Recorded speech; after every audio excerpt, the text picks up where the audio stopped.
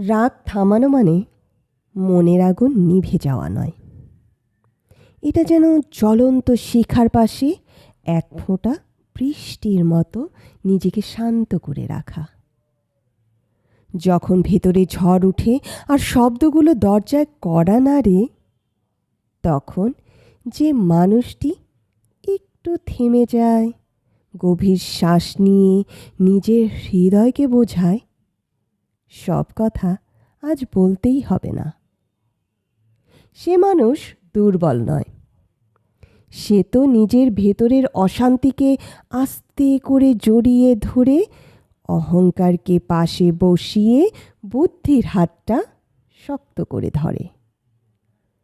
কারণ রাগ দেখানো সহজ, ঝড় তোলা সহজ, কিন্তু ঝড় থামিয়ে আকাশটা পরিষ্কার করে রাখা, সেটাই সত্যিকারের শক্তি, সেটাই মানুষের সবচেয়ে সুন্দর জয়।